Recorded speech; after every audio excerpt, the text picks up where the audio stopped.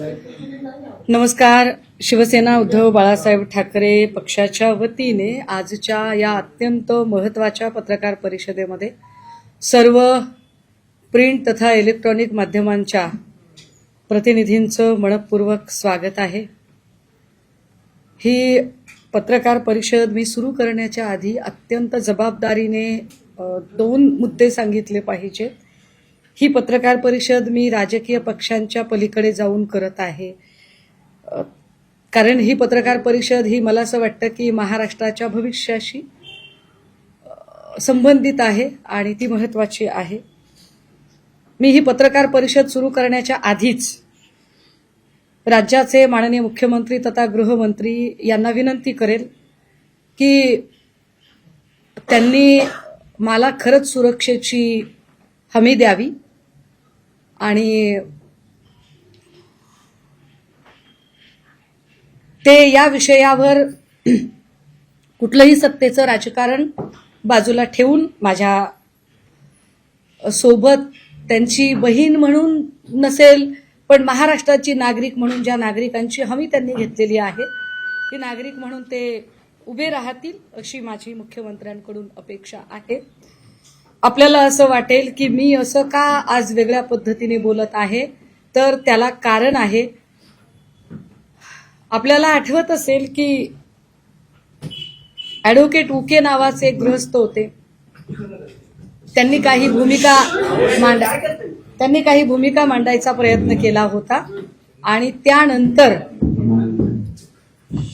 उके यांच्यावर काय पद्धतीच्या रेड पडल्या. अर्थात माझ्यावर रेड टाकायला आहेच क्या आपने पास, पण ह्या सगळ्या शक्यतांचा मी विचार करते की मला काय काय पद्धतीने त्रास दिला जाऊ शकतो. मला याची कल्पना आहे की अशाच पद्धतीने नवाब मलिकजी यांनी काही मुद्दे समोर आणले होते. नंतर नवाब मलिकजींच्या सोबत काय झालं हे उभ्या महाराष्ट्राने बघितलेलं आहे आणि उभ्या महाराष्ट्राने नवाब मलिकजींच्या अगदी 85% किडनी डॅमेज होईपर्यंत, त्यांच्या लिव्हरला प्रॉब्लेम होईपर्यंत आणि नंतरचा सगळा पट आपल्या सगळ्यांना कल्पना आहे. त्यामुळे हे सुरक्षेचे 2-3 मुद्दे मांडले. यानंतर जरा महत्वाच्या विषयाकडे येते. साधारणतः 13 तारखेला सकाळी म्हणजे भल्या पहाटे सावरीमध्ये एक मोठी ड्रगच्या संदर्भाने कारवाई झाली. ही कारवाई होताना मी आपल्याला सांगितलं पाहिजे की साधारण 3 कारवाया त्याच्या आधी सलगपणे झालेल्या आहेत. याच्यामध्ये 11 तारखेला जी कारवाई झाली होती ती एकाच वेळेला वर्धा आणि मुलुंड या ठिकाणी झाली होती. मुलुंडला जी कारवाई झाली त्यातनं जे काही धागेदोरे मिळाले त्या धागेदोरे घेऊन पुढे पुण्याला कारवाई झाली. पुण्यामध्ये राष्ट्रवादी काँग्रेस अजित पवारजी यांच्या पक्षाचा पदाधिकारी असणारा विशाल मोरे याला ताब्यात घेतलं गेलं. माझ्या माहितीप्रमाणे विशाल मोरेला अजून त्याचा जामीन झालेला नाही, तो आत आहे आणि विशाल मोरेची चौकशी सुरू झाली. विशाल मोरेकडून काही माहिती मिळाली आणि विशाल मोरेच्या माहितीच्या आधारे एक दुसरी कारवाई झाली. ती कारवाई होती सावरीमधली. सावरी हे गाव कुठं आहे, तर सावरी हे गाव साधारणतः साताऱ्यापासून 40 किलोमीटर अंतरावरचं हे गाव आहे. सावरी गाव हे बामनोलीच्या जवळ असणारं गाव आहे. या गावाच्या संबंधाने मी जरा गावाचे लोकेशन आधी आपल्याला दाखवलं पाहिजे. अर्थात हे आपण टीव्हीला वगैरे बघितलेलं आहे लोकेशन. हा पूर्ण मावशीचा परिसर आहे सातारा जिल्ह्यातला. या परिसरामध्ये एक भाग आहे,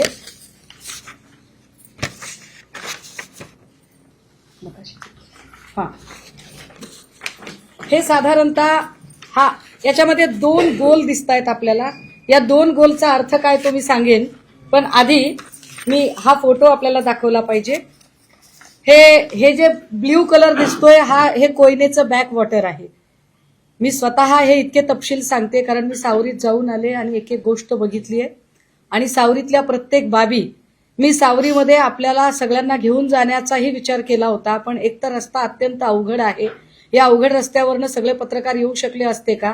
लाईव्ह युनिट तिकडे नेणे शक्य नव्हते. दुसरं असं की मी तिकडनं लाईव्ह करणं शक्य नव्हतं कारण रेंज अजिबात नाहीये. हे बॅकवॉटर आहे कोयनेचं. इथे साधारणतः एक बांधकाम दिसत आहे. हे रिसॉर्ट आहे, हे रिसॉर्टचं बांधकाम आहे. इकडे अजून काही भाग दिसतोय. इथे आतल्या बाजूला स्विमिंग टँक आणि बऱ्याच गोष्टी तयार होत आहेत. आता याच्या सोबतच जे मी आपल्याला दुसरा दाखवला हिस्सा, तो साधारणतः म्हणजे हा मोठा गोल जो आहे, हा मोठा गोल म्हणजे रिसॉर्ट आहे आणि हा छोटा गोल म्हणजे तो पत्र्यांचा शेड आहे, ज्या शेडमध्ये ही कारवाई झाली. हे अंतर साधारणतः आपण बघा.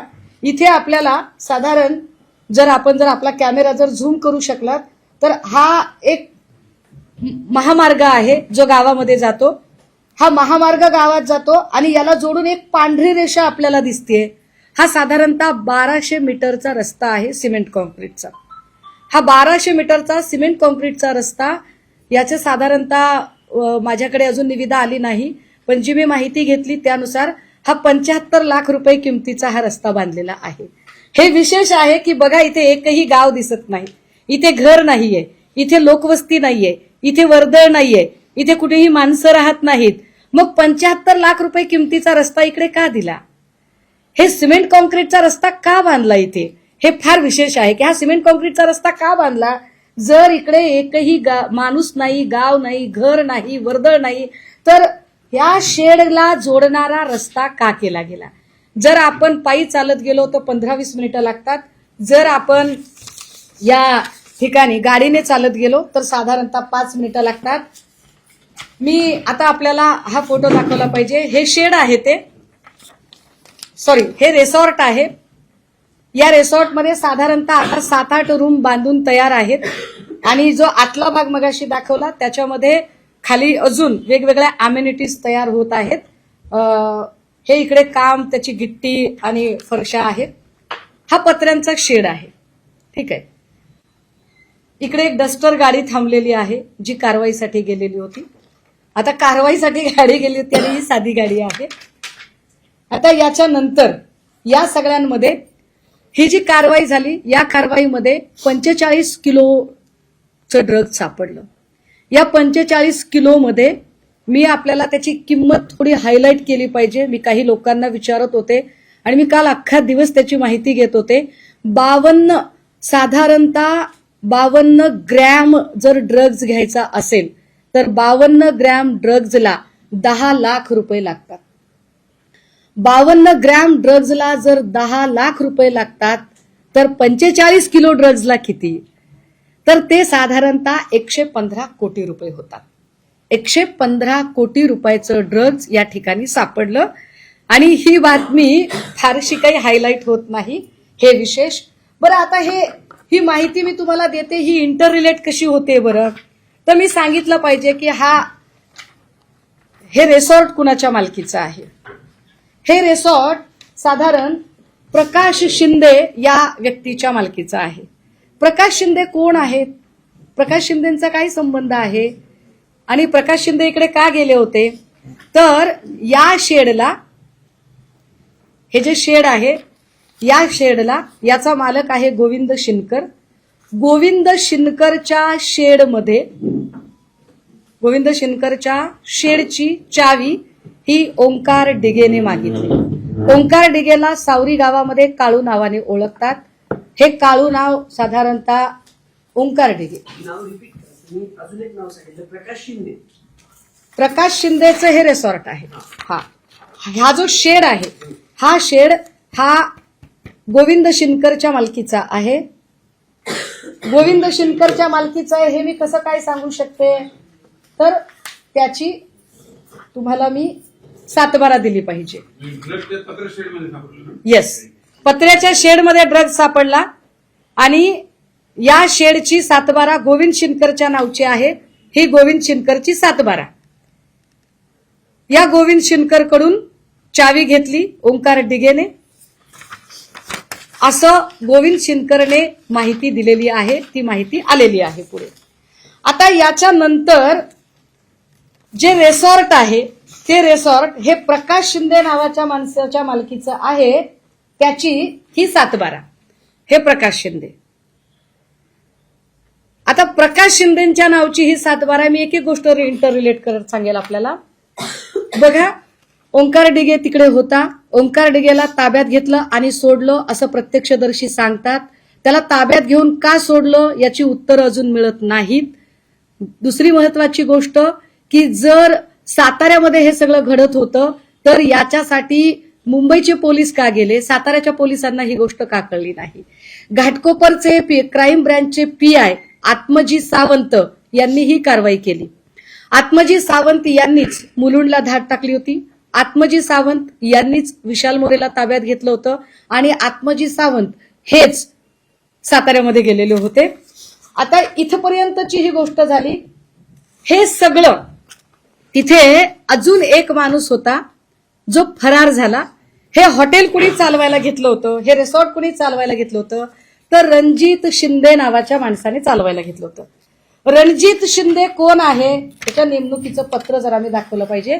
हा रणजित शिंदे हा एकनाथ शिंदे साहेबांच्या गटाचा, कारण ओरिजिनल शिवसेना आम्हीच आहोत, हा एकनाथ शिंदे साहेबांच्या गटाचा हा युवा सेनेचा तालुका प्रमुख आहे.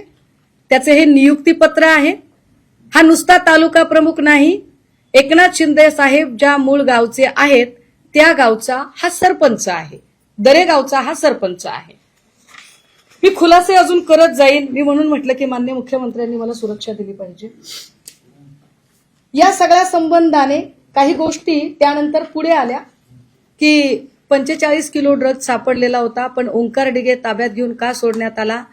हा जो रणजित शिंदे आहे, हा रणजित शिंदे कुठे आहे, काय झालं त्याचं नेमकं.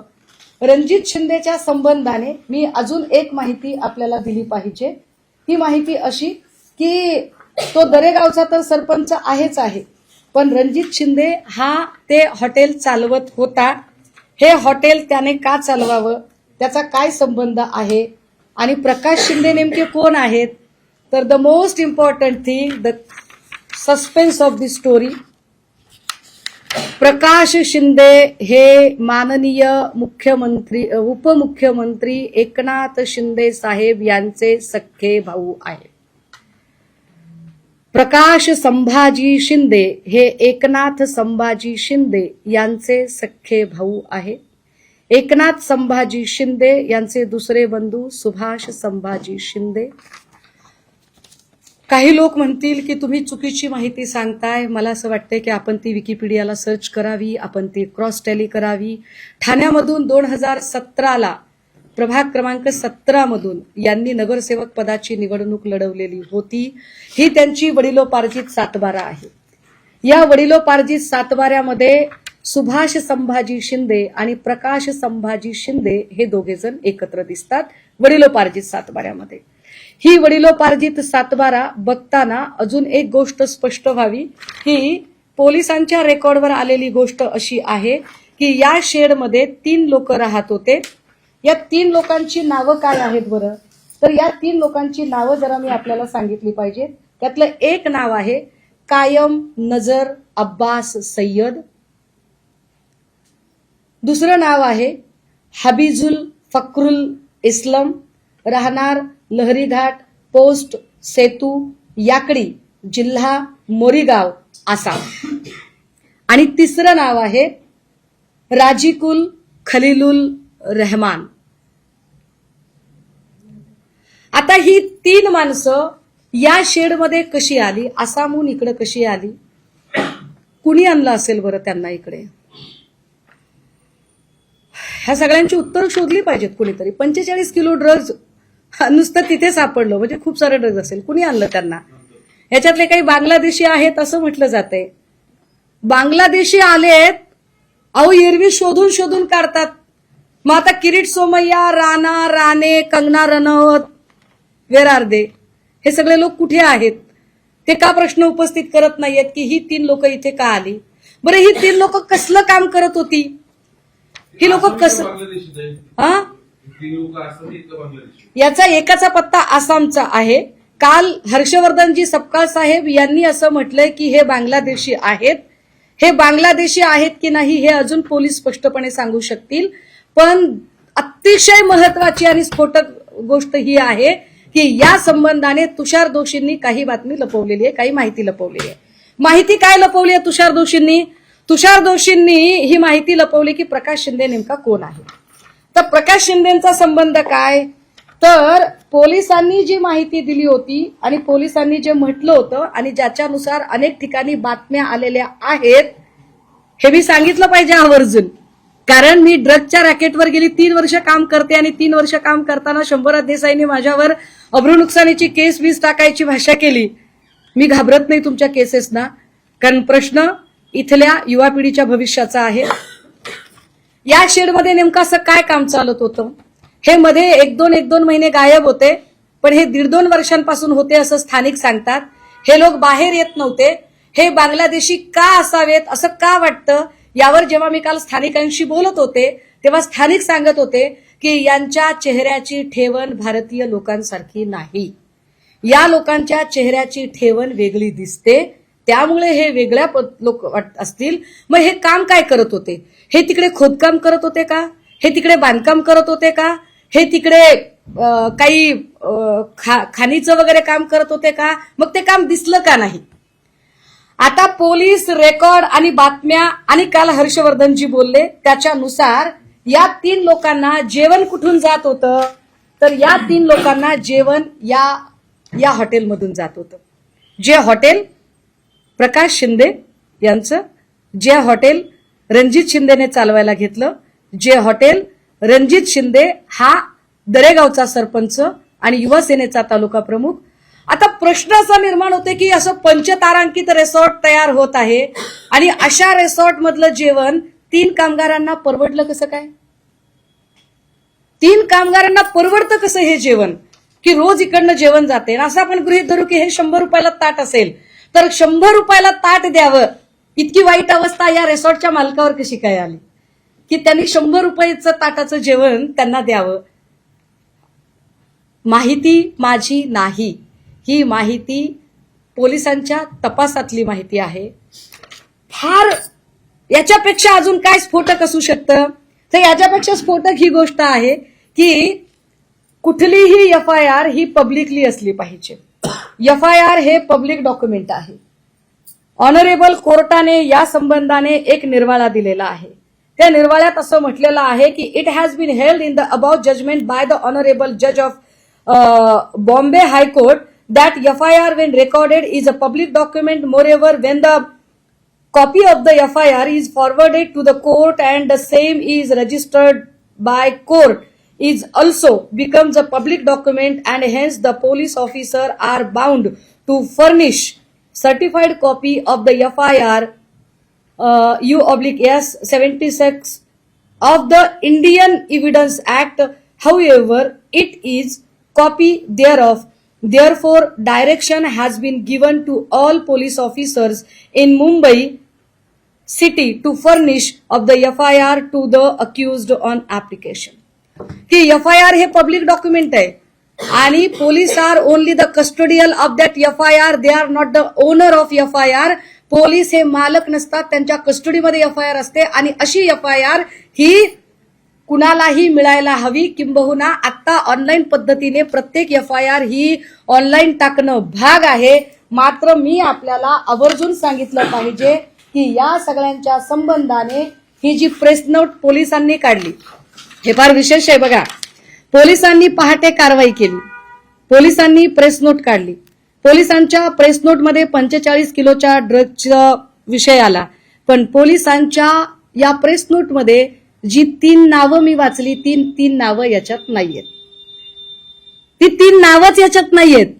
मी FIR शोधण्यासाठी जंगजंग पछाडलं. मी 2 दिवसांपासून, मला उशीर का लागतोय, 13 तारखेपासून आज 17 तारीख, मी 4 दिवस झालं हैराण आहे आणि मी काहीही प्रयत्न केले. अगदी मी बांगलादेशी लोक म्हणतात की ते दुसरी 3 नावं, हीच 3 नावं, ही बांगलादेशी आहेत की नाही ते त्यांनी सांगावं, आम्हाला काही माहित नाही. स्थानिक म्हणतात की ते आपल्या देशातले नाहीत. स्थानिक म्हणतात की त्यांचे चेहरे हे भारतीय लोकांसारखे त्यांच्या चेहऱ्याची ठेवण नाही. त्यांची नावं तिथे जी लोक जमली होती धाड टाकताना त्यांच्या समोर, पंचांच्या समोर जी नावं आली होती ती 3 नावं होती. I repeat once again. Kayam Nazar Abbas Syed, हबीजुल फक्रुल इस्लाम, राहणार लहरीघाट, पोस्ट सेतू, याकडी, जिल्हा मोरीगाव, आसाम, आणि 3रं नाव राजिकुल खलीलुल रहमान. ही 3 नावं आहेत. मी काय म्हणते, मला जात आणि धर्मात पडायचं नाहीये. मला आता याच्यात पडायचंय की तुम्ही बांगलादेशी शोधून काढता ना. तुम्हाला बांगलादेशी कलानगर आणि बांद्र्यामध्ये फार हौसेने शोधायला जायची हौस आहे ना. ह्याचं काय करायचंय ते सांगा. आणि ही एफआयआर का रेकॉर्डवर आली नाही? ही एफआयआर, दादा एकच मिनिटात तुम्ही प्रश्न विचारा सगळे, मी तुम्हाला उत्तर देते. मला फक्त एवढं फिनिश करू द्या, एकदा लिंक करू द्या सगळी स्टोरी. ही एफआयआर ऑनलाईन का दिसत नाही? आपल्याकडे ऑनलाईन फक्त 2 प्रकारचे एफआयआर दिसत नाहीत. लहान बाळांशी संबंधित गुन्हे आणि महिलेचा विनयभंग किंवा बलात्काराची केस असेल तर एफआयआर दिसत नाही. बाकी कुठलीही एफआयआर अशा पद्धतीने लपवता येत नाही. पण ही पहिली वेळ नाही. अमृता फडणवीस यांनी अनिक्षा जयसिंघानीच्या विरोधात केलेली एफआयआर ती सुद्धा ऑनलाईन उपलब्ध नाही. म्हणजे सरकारशी संबंधित जेव्हा एफआयआर असतात तेव्हा त्या एफआयआर मिळत नाहीत. हे फार विशेष आहे की अमृता फडणवीसांनी अनिक्षा जयसिंघानीच्या संबंधाने केलेली एफआयआर, ज्या एफआयआरला सभागृहात ऑन फ्लोअर अजितदादांनी प्रश्न विचारला आणि ऑनरेबल चीफ मिनिस्टर यांनी उत्तर दिलं, तीही एफआयआर नव्हती. आता यामध्ये जे हॉटेल आहे, आता असं म्हणतील की हे हॉटेलच नाहीये बाबा, हे की नाही, हे हॉटेल नाहीये, हे तर प्रायव्हेट रिसॉर्ट आहे. प्रायव्हेट रिसॉर्ट असेल तर माझा प्रश्न की प्रायव्हेट रिसॉर्ट वरून या लोकांना जेवण कसं गेलं? आणि जर हॉटेल आहे तर हॉटेलशी संबंधित पुन्हा मला अजून काही प्रश्न विचारायचे आहेत. हॉटेलशी संबंधित आता हे हॉटेलच आहे, हे कमर्शियल हॉटेल आहे, हे मी आपल्याला सांगू शकते. ते असं की या हॉटेलचं नाव हे हॉटेल तेज यश असं आहे. तेज यश कोण आहेत बरं? तर तेज आणि यश ही प्रकाश शिंदे यांची 2 मुलं आहेत. दादा हे साधारणतः कमर्शियल हॉटेल 4.8 रेटेड आहे. मी आपल्याला गुगलवर दाखवते, डायरेक्ट ऑनलाईन दाखवते. हे 4.8 रेटेड आहे हॉटेल. हे बामनोलीच्या तिथलं हॉटेल आहे. विशेष याला तुम्ही जर इकडे व्हॉट्सअपमध्ये जर गेलात तर याला तुम्ही वेबसाईट तर चेक करू शकता, पण तुम्ही याला व्हॉट्सअपवर जाऊन तुम्ही याच्यात बुकिंगही करू शकता. हे कमर्शियल हॉटेल आहे. हे बघा, हे ह्याचं कार्ड आलं याच्यामध्ये. ठीक आहे. आता तुम्ही म्हणाल की कमर्शियल हॉटेल आहे तर इतकं काय त्याच्यामध्ये? हॉटेल आहे कळलं ना, का सांगताय तुम्ही आम्हाला? मी ते यासाठी सांगितलं पाहिजे की ही साधारण MSRDC विशेष प्राधिकरणची कॉपी आहे माझ्या हातात. या विशेष प्राधिकरण कॉपीने काही आक्षेप घेतलेले आहेत की तिथे त्यांच्या परमिशन शिवाय कुठलीही कमर्शियल प्रॉपर्टी तयार करता येत नाही. आणि हा आक्षेप हॉटेल तेज यशवर घेतलेला आहे. हॉटेल तेज यशवर हा आक्षेप का घेतला त्याचं अजून एक कारण मी आपल्याला सांगितलं पाहिजे.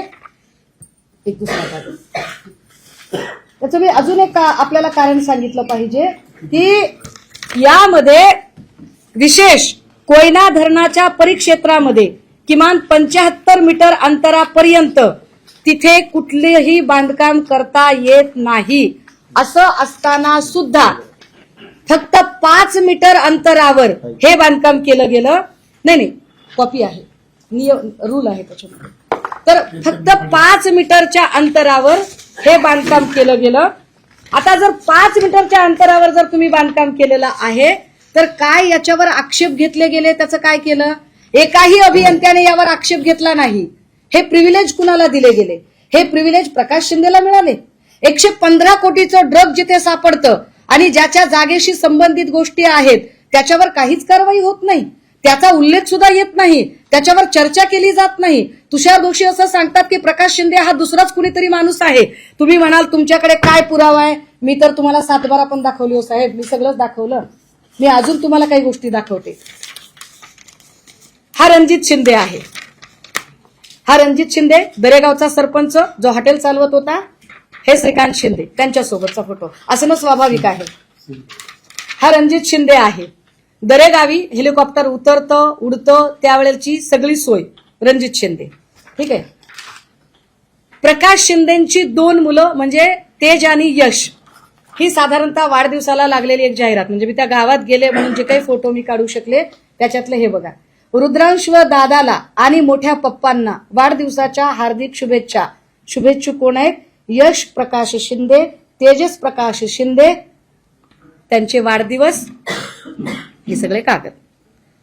म्हणजे डीसीएमचे भाऊच हे रॅकेट चालवते असं ते डायरेक्ट नाही, माझा काय म्हणायचंय, जर डीसीएमचे भाऊ चालवतात की नाही चालवतात ते पोलिसांनी ठरवावं, पण या गोष्टीची एफआयआर पब्लिक का केली नाही? तुषार दोषींनी प्रकाश शिंदे हा माणूस कोण आहे या व्यक्तीची ओळख का लपवून ठेवली? अनेक पत्रकारांनी, पुण्यातले, कोल्हापूरमधले, साताऱ्याचे, मुंबईचे अनेक पत्रकारांनी तुषार दोषींना संपर्क करून प्रकाश शिंदे नेमका कोण आहे याची माहिती घेण्याचा प्रयत्न केला. तेव्हा तुषार दोषींनी माहिती भरकटवण्याचा प्रयत्न का केला? बरं, पुढे ड्रग्ज प्रकरणातले हे आरोपी फरार आहेत, काय यावर चर्चा केली जाणार आहे का? महानगरपालिकाचे इलेक्शन तोंडावर आहे, तुम्ही सगळे महानगरपालिका फार सुरक्षित आणि अत्यंत चांगल्या वातावरणामध्ये, आम्हाला सुरक्षित हातांमध्ये पालिका द्यायची वगैरे, हे सुरक्षित हात कसे समजायचे की जर गृहमंत्री याची एफआयआर, याचा कॉग्निझन्स का घेतला जात नाही? याची एफआयआर कुठे आहे? एफआयआर झाली की नाही झाली? आत्मजी सावंत यांच्यावर दबाव आलेला आहे का? आत्मजी सावंत त्याच्यानंतर पीआय आत्मजी सावंत ज्यांनी रेड केली होती ते याच्यानंतर काहीही बोललेले नाहीत. अशी कुठे प्रेस नोट असू शकते का की ज्या प्रेस नोटमध्ये काही तपशीलच नाही दिलेले? अरे मग घेतली तरी कशाला? प्रेस नोट घेतली कशाला? तुम्ही पत्रकार परिषद घेतली कशाला आणि कारवाई तरी कशाला केली? म्हणजे याचा अर्थ कारवाई करायला गेले होते पण त्यांना कल्पनाच नव्हती की पुढे काय वाढून ठेवलेलं आहे, आणि नंतर मात्र त्यांनी या सगळ्यातनं वॉकआउट करायचा प्रयत्न केला का? मी जरा पोलिसांची प्रेस नोट पुन्हा एकदा वाचून दाखवू का? दिनांक 9/10/2025 रोजी गुन्हा प्रशासन शासन कक्ष 7 यांच्याकडून मुलुंड पश्चिम मुंबई येथे 2 इसमांकडून 136 ग्रॅम MD मॅफेड्रॉन हा अंमली पदार्थ जप्त करण्यात आला होता. सदर बाबत विस्था गु र क्रमांक 165/225 2025 कलम 8 क 22 क 29 NDPS ऍक्ट अन्वये गुन्हा दाखल करण्यात आला. गुन्हा दाखल करण्यात आला तर 5 दिवसांपासून एफआयआर का नाही? एरवी काही नसताना तुषार दोषी कुणालाही सोबत घेऊन पत्रकार परिषदा घेऊन तपासातल्या गोष्टी उघड करतात ना. मग इतकी महत्वाची गोष्ट जी महाराष्ट्राच्या भविष्याशी संबंधित आहे या गोष्टीवर आता मौन का बाळगलं जात आहे? यावर एकही जण प्रश्न का विचारत नाही? एरवी कुणी साधा सभागृहात पत्ते खेळला तर त्याचे राजीनामे मागितले जातात ना. मग आता या प्रकरणामध्ये कोण कुणाचा राजीनामा मागणार आणि कसा मागणार? किरीट सोमय्या, नितीश राणे, कंगना राणावत, नवनीत राणा या सगळ्या लोकांचे रोल काय असतील? कट्टर हिंदुत्ववादी म्हणणाऱ्या लोकांना आता आमचे काही प्रश्न आहेत. कट्टर हिंदुत्ववादी म्हणणारे लोक यांना हे कळत नाहीये का की ड्रग्ज हा विषय हा मुस्लिम पोरांनाही अफेक्ट करेल, हा शीख पोरांनाही अफेक्ट करेल, हा जैन पोरांनाही अफेक्ट करेल आणि हा हिंदू पोरांना सुद्धा अफेक्ट करेल. मग तुम्ही जर हिंदूंच्या रक्षणासाठी आहात तर हिंदू पोरं या ड्रगच्या जाळ्यामध्ये जर अडकू शकतात तर तुम्ही यावरती का बरं आतापर्यंत बोलला नाहीत? धरण क्षेत्रापासून 75 मीटर अंतरावरचं बांधकाम करता येत नसताना हे बांधकाम झालं कसं? या परमिशनचं काय करायचं? किरीट सोमय्या बुलडोजर घेऊन जातात ना, किरीट सोमय्या हातोडा घेऊन फिरतात ना सगळीकडे. किरीट सोमय्याने अनेक वेळेला रत्नागिरीच्या किनाऱ्यावरून हातोडा घेऊन फिरले ना. मग इथे किरीट सोमय्या हातोडा घेऊन जाण्याचा मुहूर्त कधी काढणार आहे? काय ही गोष्ट तुम्हाला उजेडात येऊ द्यायची नव्हती का? तुमच्याकडे म्हणजे मी म्हटलं की हे पक्षीय राजकारणाच्या पलीकडे नेलं पाहिजे, पण निवडणुकांमधला पैसा आणि या ड्रग्ज मधून आलेला पैसा या दोन्हींचा कुठे काही संबंध आहे का? शोधणं काम पोलिसांचं आहे. मी फक्त प्रश्न निर्माण करते आणि मी प्रश्न अत्यंत तार्किक पद्धतीने विचारते. हे तार्किक पद्धतीने विचारलेल्या प्रश्नांची उत्तरं पोलिसांनी दिली पाहिजे. रणजित शिंदे हा शिंदे साहेब मुख्यमंत्री होण्याच्या आधी हा मुंबईत राहत होता. एरवी लोक खेड्यातून शहराकडे जातात. रणजित शिंदे हा एकनाथ शिंदे मुख्यमंत्री झाल्यानंतर शहराकडून खेड्याकडे का गेला? लॉजिक आहे की का तो खेड्याकडे गेला? त्याचं एवढं असं काय अडलेलं होतं? कितीतरी गोष्टी. हे तेजस हॉटेल अनाधिकृत आहे, या जागेचा एनए नाहीये, या जागेच्या संबंधाने ऑब्जेक्शन्स आहेत. या ऑब्जेक्शन्सवर आता संबंधित नगर, मग हे नगर विकास खातं वगैरे हे सगळं कशासाठी वापरलं गेलं? हे प्रिव्हिलेज कुणाचे आहेत? हे प्रिव्हिलेज कुणाला मिळालेले आहेत? या सगळ्यांमध्ये नेमका 75 लाखाचा जो रस्ता झालेला आहे, जो 1200 मीटरचा रस्ता आहे, तुम्ही त्या रस्त्याला मी तुम्हाला घेऊन जायला तयार आहे. कारण त्या गावातला एक एक रस्ता, एक एक गल्ली काल मी बघितली आहे. मी जाताना काही पत्रकारांशी बोलायचा प्रयत्न केला होता, तेव्हा अनेक पत्रकारांनी ही गोष्ट ताई वर्कआउट होऊ शकत नाही असं सांगितलं. मला असं वाटलं की तरीही मी गेलो पाहिजे. मला कल्पना नाही की आता जे काही मी बोलते हे किती ठिकाणी ऑनलाईन दिसत असेल, किती ठिकाणी ऑन एअर गेलं असेल, आय डोंट नो, परंतु ही गोष्ट तितकीच महत्वाची आहे की महाराष्ट्राच्या भविष्याची जर खरंच चिंता असेल आणि लोकशाहीचा चौथा खांब म्हणून आपण सगळ्यांवर माझा विश्वास आहे, आपल्या सगळ्यांबद्दल मला आदर आहे आणि आपण सगळ्यांनी हा विषय उचलला पाहिजे, सांगितला पाहिजे, बोललो पाहिजे की या राज्याच्या उपमुख्यमंत्र्यांच्या भावाच्या हॉटेलचा संदर्भ पोलिसांनी का घेतला होता, काय संबंध होता नेमका. आणि जर ते म्हणतील की 2 प्रकाश शिंदे वेगळे आहेत तर मी वडिलोपार्जित सातबारा दाखवली, मी सगळ्या प्रकारचे फोटो दाखवले, तुम्ही विकिपीडिया सर्च करा, मी याच्या पलीकडे जाऊन त्याच्या संबंधाने असणारी माहिती की प्रकाश शिंदेची 2 मुलं, त्यांच्या पत्नीचं नाव आय थिंक राजश्री शिंदे आहे, मी एक माहिती व्हेरीफाय करून 4 दिवस त्याच्यावर माथापच्ची केल्यानंतर इथपर्यंत पोहोचलीये. मला माहित नाही की माझ्या पाठीशी कोण उभे राहील की नाही, परंतु लढणे माझा धर्म आहे, मी लढलं पाहिजे. कारण मी ज्या कॉज साठी राजकारणात आहे ते कॉज जर मी करू शकत नसेल तर थू असेल माझ्या जिंदगीवर, त्यामुळे मी बोललं पाहिजे. हर्षवर्धनजी म्हणाले की कुणीतरी ठाण्याचा माणूस, हर्षवर्धनजी कुणीतरी ठाण्याचा नाही, ठामपणे नाव घ्या, ठामपणे बोला. आपण सगळेजण आपण सत्याग्रही आहोत, आपण सेवा दलाच्या चळवळीतनं आलो आहोत, तुम्ही सेवा दलाच्या, मी सेवा दलाच्या चळवळीतनं. मला कल्पना आहे तुम्ही लढणारे आहात, तुम्ही माझ्या पाठीशी उभे राहणारे आहात. पक्षीय राजकारण बाजूला ठेवूया, पण सगळ्या पक्षातल्या लोकांनी या मुद्द्यावर आलं पाहिजे एकत्रित. एकाच वेळेला 3 कोटीची कॅश सापडली त्या ठिकाणी असं काही बघणारे लोक सांगतात. खरं खोटं आम्हाला माहित नाही, खरं खोटं आम्हाला माहित नाही, पण 3 कोटीची कॅश सापडली असं सांगतात, एवढा मोठा ड्रग साठा सापडला असं सांगतात. हे सगळं कसं झालं, काय झालं, इतक्या आडवळणावर.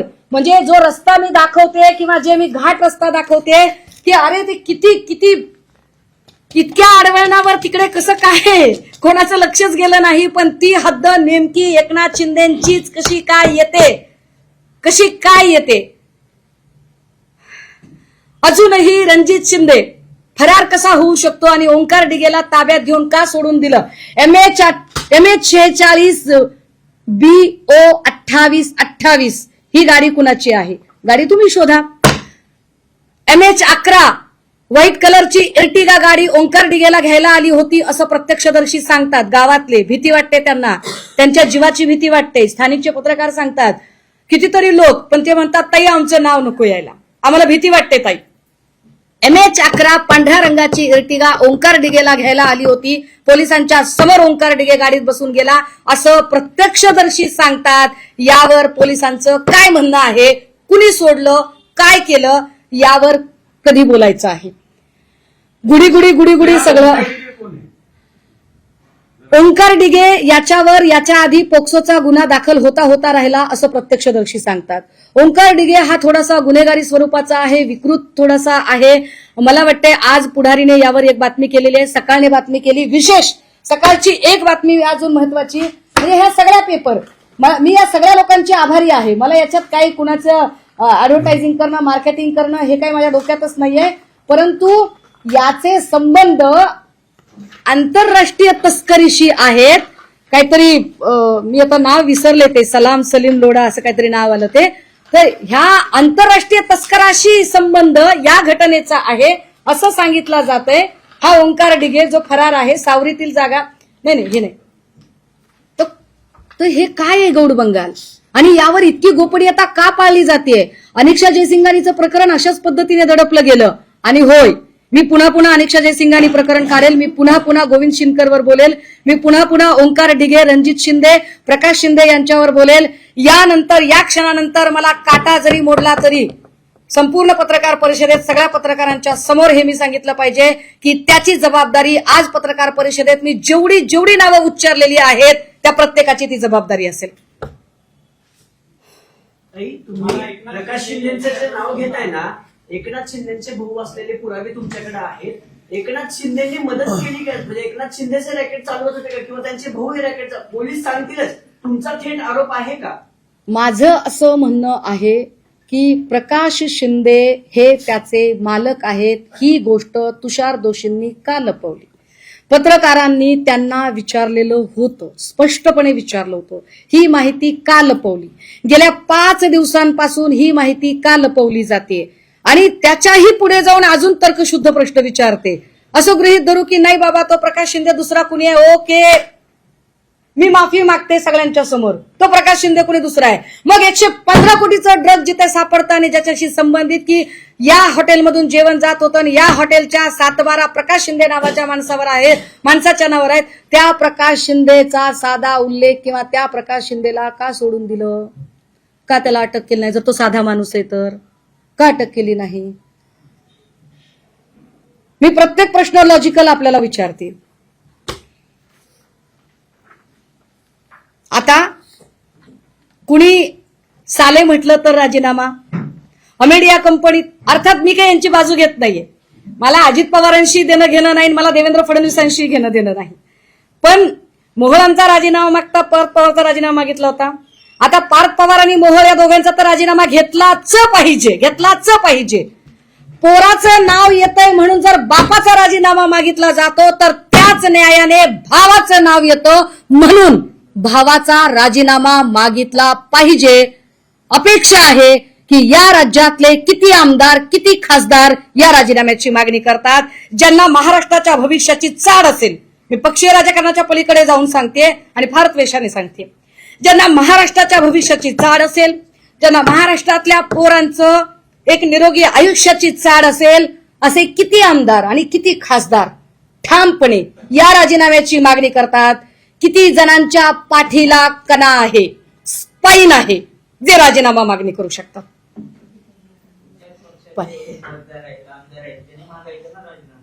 अरे माझा तर पक्ष मागेल.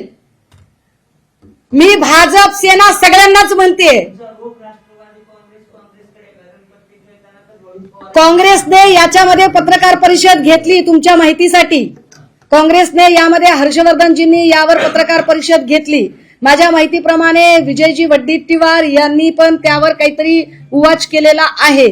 माझ्या पक्षाकडून आम्ही आज बोलतोय त्याचं कारण हे की जोपर्यंत हातात डॉक्युमेंट येत नाहीत तोपर्यंत बोलू नये. पण डॉक्युमेंट जोपर्यंत सॉलिड आणि व्हॅलिड हातात नसतात तोपर्यंत बोलायचं नाही. हा मी माझा स्वतःला घालून घेतलेला नियम आहे आणि मी त्या कागदपत्रांच्या सह आज बोलते की कोण आता एकनाथ शिंदे आणि श्रीकांत शिंदेनी राजीनामा द्यावा असं स्पष्ट म्हणतो तुमच्या. ऍटलिस्ट ही चौकशी होईल. प्रकाश शिंदे कोण आहे कळेपर्यंत एकनाथ शिंदे साहेबांनी राजीनामा द्यावा ही माझी मागणी आहे. पण ही सभागृहाच्या बाहेरची आहे. सभागृहाच्या आत सगळ्या पक्षाच्या लोकांनी मागणी करताय का एकनाथ शिंदेनी राजीनामा मी द्यावा? विरोधी पक्ष म्हणून, या पक्षाची उपनेता म्हणून, या पक्षाची प्रवक्ता म्हणून, या पक्षाची जबाबदार पदाधिकारी म्हणून आणि त्याहीपेक्षा या महाराष्ट्रातली सजग नागरिक म्हणून होय मी श्रीयुत एकनाथ शिंदेजी यांच्या राजीनाम्याची मागणी करते.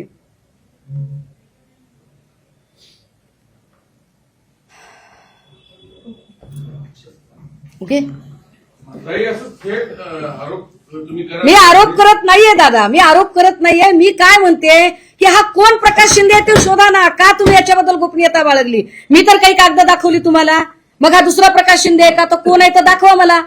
मी वडिलोपार्जित 7-12 दाखवली आपल्याला दादा.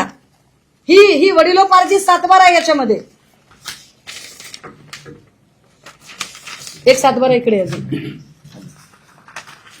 हा, ही वडिलोपार्जित 7-12 आहे. या वडिलोपार्जित 7-12 मध्ये प्रकाश संभाजी शिंदे आणि सुभाष संभाजी शिंदे ही 2 नावं येतात. प्रकाश शिंदेच्या पोराची नावं म्हणजे जे एकनाथ शिंदेचे भाऊ आहेत त्यांच्या मुलांची नावं ही तेज आणि यश आहेत. तेज यश हे हॉटेल तेज यशचा ब्रँड आहे. हा ब्रँड अनेक ठिकाणी याचे हॉटेल्स आहेत. आता जर याच्या उपर जर म्हणणं असेल की नाही ही व्यक्ती वेगळी आहे तर चला ती मान्य करते. असं म्हणणं आहे का की ह्याच्यापेक्षा वेगळी व्यक्ती आहे, चला ती व्यक्ती दाखवा, बाप दाखवा नाही तर श्राद्ध करा. बोला. ते पत्र शेड आहे जिथे ड्रग्ज सापडलं त्याचं 7-12 नेमकं कोण आहे नाव? गोविंद शिनकरच्या नावाचा आहे. घ्या तुम्हाला 7-12 पाहिजे असेल तर घ्या. गोविंद शंकर यांचे प्रकाश शिंदेशी संबंधित आहे. नाही, गोविंद शिनकरचा काही संबंध नाहीये. गोविंद शिनकरने जो जबाब दिला किंवा गोविंद शिनकरची जी माहिती पुढे येते त्यानुसार त्याचं असं म्हणणं आहे की ओंकार डिगे माझ्याकडे चावी घ्यायला आला, मी त्याला वापरायला दिली. मात्र तो असंही काही ठिकाणी सांगतो की ओंकार डिगेला मी भाडे तत्वावर जागा दिली होती, असं ह्या गोविंद शिनकरचं म्हणणं आहे. गोविंद शिनकरचा हा 7-12 आहे. ओंकार डिगेचा आणि एकनाथ शिंदेचा काही संबंध आहे का? कुठे सापडले कनेक्शन? ओंकार डिगेचं नाही, पण फरार रणजित शिंदे हा दरेगावचा सरपंच आहे. रणजित शिंदे हा ते हॉटेल चालवायचा. पोलिसांनी हीच गोष्ट पोलिसांनी पण प्रेसमध्ये आणि इतरत्र मला वाटते अनेक वर्तमानपत्रांनी पण ही गोष्ट सांगितली की या 3 लोकांच्या जेवणाची व्यवस्था किंवा त्यांना जेवण जात होतं कुठून, तर या हॉटेलमधून जातं, कारण दुसरीकडे कुठं हॉटेलच नाहीये. सगळ्यात महत्वाचं की 1200 मीटरचा सिमेंट कॉन्क्रीटचा रस्ता बांधला कशासाठी? हा रस्ता का बांधला तुम्ही? हा रस्ता बांधायची तुम्हाला काय गरज पडली होती तिथे? जर एकूण जर ते लोकेशन जर नीट बघितलं तर तुम्ही काय हे 2 इकडे ते रिसॉर्ट आहे, इकडे रिसॉर्ट आहे, हे कोयनाचं बॅकवॉटर आहे, 5 मीटरपेक्षा कमी अंतर आहे, 75 मीटरचा रूल आहे. मग इकडे तुम्ही हे का केलं? आणि हा साधारणतः महामार्ग आहे गावातून जाणारा, आणि हा पांढऱ्या रंगाचा हा सिमेंटचा मार्ग आहे, आणि इकडे एकही घर नाहीये. जर इकडे एकही घर नाहीये तर इकडे सिमेंटचा रस्ता बांधायचं कारण काय? क्लॅरिफिकेशन द्यावं लागेल. ज्यांनी निविदा काढली, ज्यांनी पैसे खर्च केले, क्लॅरिफिकेशन द्यावं लागेल की हा रस्ता का बांधला गेला. पत्रा शेड पासून हॉटेलपर्यंत रस्ता आहे का तो? पत्रा शेड पासून हॉटेलपर्यंत नाही, महामार्गाचा जो रस्ता आहे गावात जाणारा त्याच्यापासून ते पत्रा शेड पर्यंत आहे, हॉटेल पासून नाही दादा. नाही, मी एकनाथ शिंदेकडून असं म्हणत नाहीये. मी गेली 3 वर्ष ड्रगच्या संबंधाने भांडते. ललित पाटीलच्या केसमध्येही मी खूप भांडत राहिले. माझी पुन्हा मी याच्यावरती भूमिका मांडली की मी एक जागरूक बहीण म्हणून, आई म्हणून विचार करते की हे कुणाच्याही घरात घडू शकतं. आज आमची पोरं शाळा कॉलेजात शिकतात, आम्ही सगळ्या सुविधा आमच्या लेकरांना देऊ शकतो, पण शाळेच्या गेटवर जर ड्रग्ज पोचत असेल आणि ते जर आमच्या लेकरांपर्यंत पोहोचलं तर आम्ही काय करायचं? हा विचार पक्षीय राजकारणाच्या पलीकडे, जात आणि धर्माच्या पलीकडे जाऊन माणूस म्हणून हा विचार करणं जास्त गरजेचं आहे. आणि यावर मला खरंच अपेक्षा आहे की या राज्यातल्या सगळ्या पक्षाच्या खासदारांनी संसदेत सुद्धा बोललं पाहिजे की एकाच वेळेला 115 कोटीचा साठा, 45 किलो, मला वाटतं आतापर्यंतची ती सगळ्यात मोठी कारवाई असेल. आतापर्यंत वाढवणा बंदर वगैरे इकडे तिकडे काय ज्या कारवाया झाल्या, आणि मी अशी का, माझ्या सुरक्षेची का बरं मी गरज व्यक्त करते? कारण याच्या आधी जज लोया असतील, उके असतील, नवाब मलिक असतील, ह्या सगळ्या लोकांच्या सोबत काय काय त्यांना त्रास झाला हे सगळं समोर आहे. अधिवेशनामध्ये दादा ही कारवाई 13 तारखेला पहाटे घडलेली होती. मला वाटतं ही 10 वाजता तिकडे स्थानिक जमलेले होते. 11, 11:30 ही बातमी फुटली. त्यानंतर नागपूरपर्यंत ही बातमी थडकायला दुपारचे काहीतरी 1:30-2 वगैरे वाजलेले होते, आणि त्यावेळेला अंतिम आठवडा प्रस्ताव मांडून झालेला होता, आणि नंतर तर काय वाइंडअपच केलं अधिवेशन, असा तो विषय होता. परंतु या विषयावर येणाऱ्या अधिवेशनात चर्चा व्हावी ना. अंबादास दानवे आवाज उठवतील का याच्यावर? ते उठवणार नाहीत अशी शंका तुम्हाला का वाटते? बोलले असते ना अधिवेशन. नाही, पण आता ते कुठे, त्यांचा कार्यकाळ संपला ना. त्यांना सुरक्षा आहे ना ताई संसदेत. मी माझ्याकडून आता ही माहिती राष्ट्रवादी काँग्रेसच्या खासदार संसद रत्न सुप्रियाताई सुळे यांना पाठवलेली आहे. मी त्यांना फोनवर कॉन्टॅक्ट करायचा प्रयत्न केला, परंतु फोन लागला नाही. कदाचित त्या कामकाजामध्ये बिझी असतील, पण निश्चितपणे मी त्यांच्यापर्यंत पोहोचवेल. मी त्यांच्यापर्यंतच का पोहोचवेल याचं उत्तर लगेच देते, कारण तुमच्या मनात पुन्हा शंका येतात की तुम्ही त्यांनाच का सांगताय. तर एकतर त्या सलगपणे संसद रत्न आहेत, सभागृहात त्यांना बोलायला पुरेसा वेळ मिळतो, त्या मराठी, हिंदी, इंग्रजीमध्ये फार व्यवस्थितपणे मांडू शकतात, आणि त्यांनी मांडावं, कारण त्या सुद्धा बहीण, लेक, आई म्हणून अत्यंत संवेदनशील आहेत, त्यामुळे त्याही मांडतील. आणि माझ्या पक्षाचे ओमराजे निंबाळकर, खासदार ओमराजे निंबाळकर हे ऑलरेडी लढतायत या मुद्द्यावर, हे लक्षात घ्या. कारण धाराशिवमध्ये सापडलेला जो काही ड्रगचा साठा होता, पण या साठ्याशी संबंध असणारे जे लोक होते त्यांना प्रवेश भाजपने दिला, हेही तितकेच उल्लेखनीय आहे. याच्यामध्ये तुम्ही जे म्हटलं हॉटेल आणि पत्र्याचं शेड, याच्यामध्ये रस्ता आहे, हे कनेक्शन. दुसरं म्हणजे जेवणाचं. नाही, हॉटेल आणि शेड मध्ये रस्ता नाही. मी पुन्हा क्लिअर करते. एक तुम्ही रस्त्याचा महामार्ग, गावात जाणारा महामार्ग, त्याला जोडलेला रस्ता शेडकडे जातो, तो 1200 मीटरचा रस्ता. हॉटेलवरून जेवण 3 लोकांसाठी जात होतं, जे लोक शेडमध्ये राहत होते, अशी माहिती स्थानिकांकडून मिळते. अशीच माहिती वर्तमानपत्र आणि माध्यमांमध्ये आलेली आहे. म्हणून हॉटेल कुठे आहे हे आपण शोधलं, कुणाचं आहे हे शोधलं, तर ते प्रकाश शिंदे नावाच्या व्यक्तीचं निघालं. पण प्रकाश शिंदे हे एवढ्या मोठ्या व्यक्तीचे भाऊ आहेत, ही माहिती पोलिसांनी का लपवली, इतका साधा माझा प्रश्न आहे. Okay, thank you.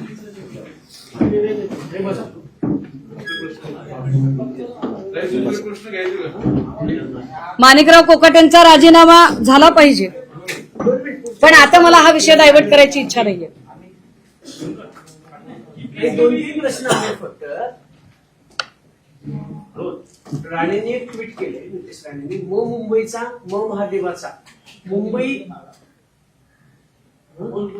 मुंबई लव येणाऱ्या महापालिकेच्या निवडणुकीत त्यांनी परत मुंबई लव जिहाद वगैरे असं ट्विट केलेलं आहे.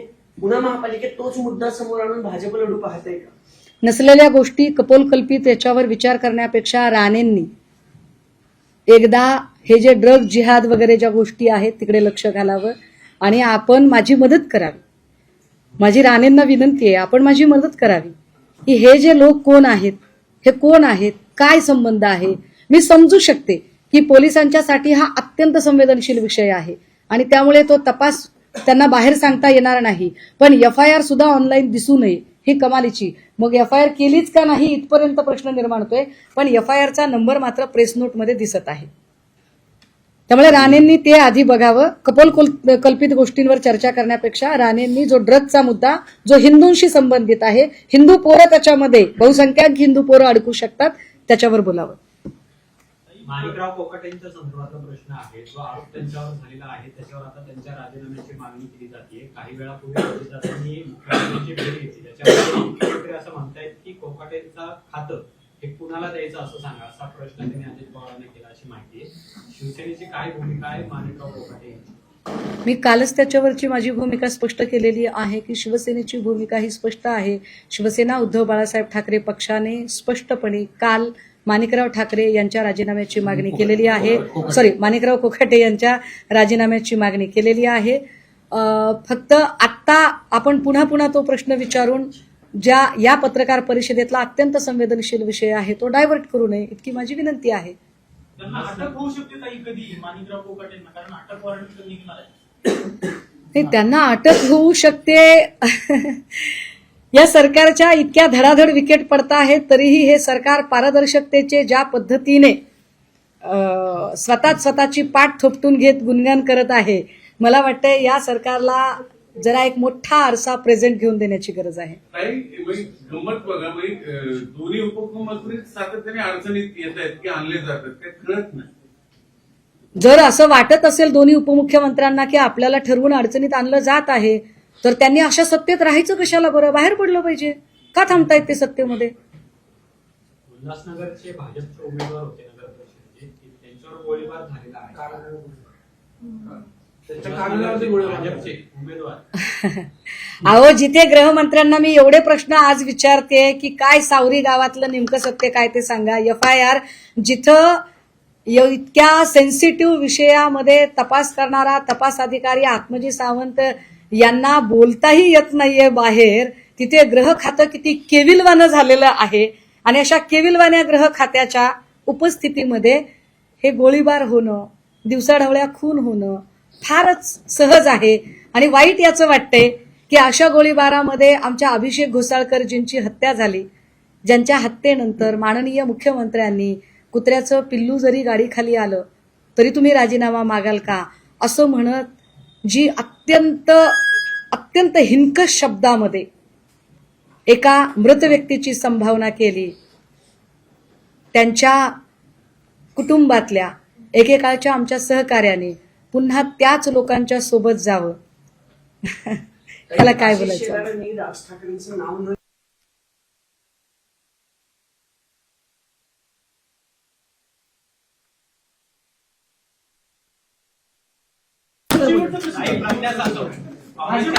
भाजपमध्ये प्रवेश करत आहे.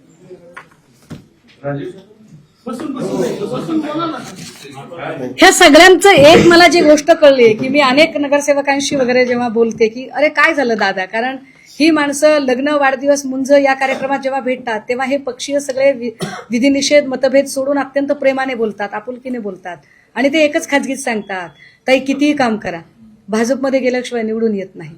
हे भाजपमध्ये गेल्याशिवाय निवडून येत नाही म्हणजे काय? हे निवडून आणतात म्हणजे कुठली जादूची कांडी फिरवतात? ही जादूची कांडी काय आहे? ती ज्याला ती जादूची कांडी हवी असेल, मला नकोय ती कांडी. मध्यस्थाता आत्ताच आमदार झालेले आहेत तरी त्यांना राजीनामा देऊन भाजपमध्ये का जावं लागते? काय नेमकी